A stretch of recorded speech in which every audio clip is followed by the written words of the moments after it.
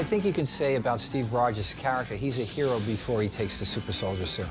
He's got courage, he's got values, he's got all the things that you want in a superhero. He just doesn't have the size and the strength. And once given that, it makes for an awesome, awesome superhero.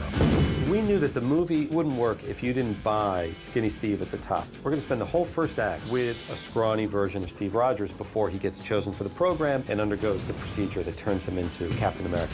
And if that looked fake, if that didn't feel right, you would lose it entirely. It's not about the transformation, and we thought very long and hard about how do you do the transformation in a way that hasn't been seen before. And you think about needles and pads and steam and smoke and water and liquids and all this kind of like, how do you do it? And every time you'd think about all the movies that have done it before. And so rather than it being about the transformation, what we decided it was going to be more about establishing the character beforehand.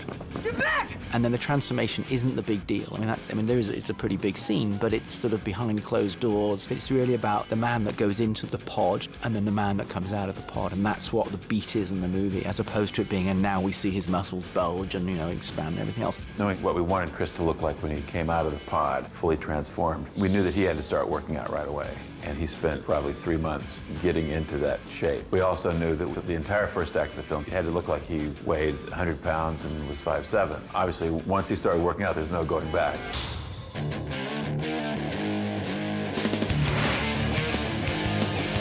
Steve Rogers is supposed to be 98 pounds. He's very tiny. And then when he turns into Captain America, Chris Evans looks pretty remarkable with how he worked out and where he took his body to. So that's a tough one that we've had to do a lot of reference shooting. It's always a balance of trying to see, okay, what will work and what won't. We sat down at the very beginning and we said, well, it's not really a visual effects movie, is it? Nah, it's just a movie. It's a movie. It's a buddy pick, and it's a superhero, but that he doesn't really have that many superpowers. He jumps a bit, he's stronger, but it's not really many visual effects. And then you turn around and we're probably going to be, I don't know, 12, 13, 1,400 shots, taking the original photography of Chris Evans, thinning him down, and just by frame, painstakingly reshaping his entire body for the first third of the movie. We discussed all sorts of things. Are they different actors? No. Well, do you do a Tom Hanks Castaway thing? Well, our schedule wouldn't allow time for Chris to get that skinny and bulk back up again. So we started looking at a number of effects processes to get it done. All CG came up.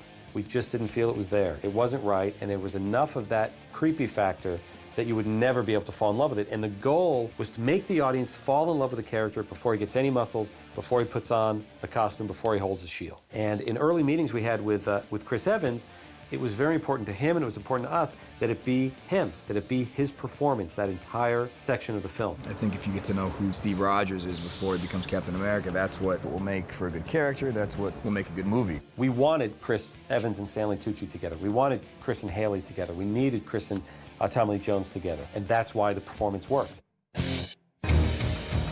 So we're taking Chris's performance and we're actually shrinking him down and scaling him down and thinning him up. And we're doing it using a variety of techniques, but that's one of our sort of more challenging aspects of what we're doing, and something that really hasn't been done to this level before. He's a big guy, he's broad, and he's got a classic V shape, and what we're trying to turn him into is the 98-pound weakling and make him shorter and thin out his face and remove the muscles from his neck and his shoulders. We did a few proof of concept tests, and I remember showing a section of the film, early rough cut footage of the rebirth scene, where there were a few shots of Chris skinny, gets onto a table, goes into the pod opens up, reveals the muscles, and the people I was showing to, how did you add those muscles? That was amazing. What's that effect? How'd you add those muscles? And I went, that's not the effect.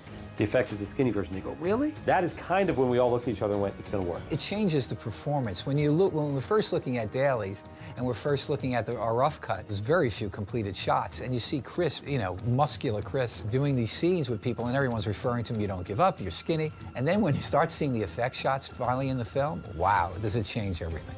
As much as possible is Chris basically shrunk. When that didn't work, for technical reasons, we photographed a body double, what we call a skinny Steve, an English guy named Leander Deeney. Chris is of a kind of heroic build, and he needs to be a scrawny loser. That's where I come in.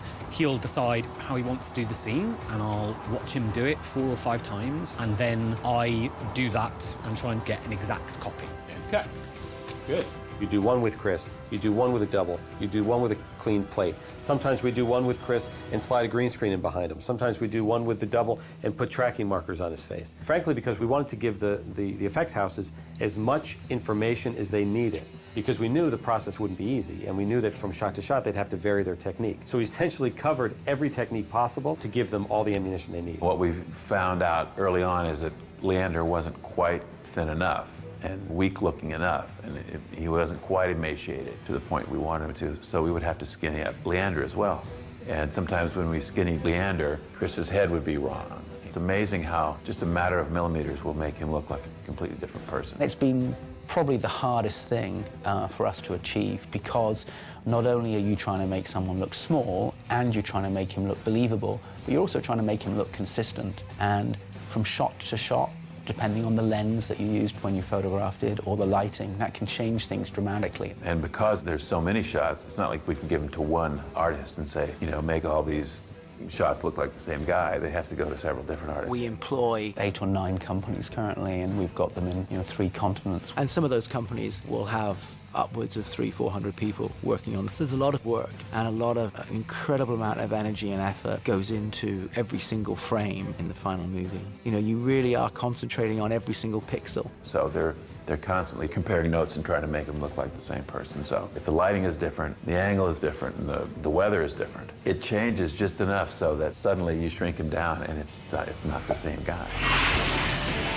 Here we have an example of him where we've actually just literally taken his whole face and his body, his shoulders, his neck, and we've just thinned him down. We've made his cheeks more gaunt. We've changed the shape of his jaw to remove some of that strong sort of superhero jaw. We've made his shoulders much, much narrower and given him more of a coat hanger feel here in this area here. We've thinned down his neck. We've just tried to make the helmet look just a little bit big. We've shrunk the whole head just a little bit and made him just a little bit smaller.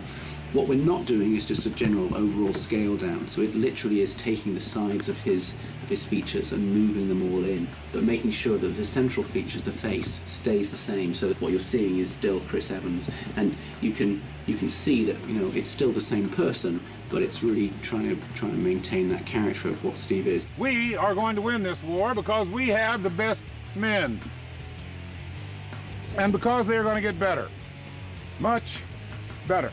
On this shot here, we're actually doing a different technique, which is to use our body double. This is how we actually photographed him. He's got green dots on his face so that we could track where his face was looking, because we looked at this and thought, well, this is likely to be more of a head replacement technique rather than slimming Chris down.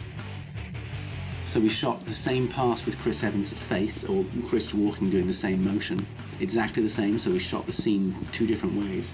And then we took Chris's head and we placed Chris's head onto the Leander body. You're beginning to believe that, you know, it's Chris walking towards us, but it's a very, very small version of Chris. You still recognize that it's Chris Evans, and yet it's unfathomable that is half the man that he really ends up being in the movie. Visual effects really have to be on point. If they look silly, the illusion is shattered. But you really feel like it's me. It's kind of interesting how visual effects touches so many different aspects of filmmaking nowadays, and there's so much that we can do. Just as maybe you start to think you see what the trick is, in the next shot it's a different trick. So you can't quite grasp it, so it must be real. It's pretty original and pretty fantastic.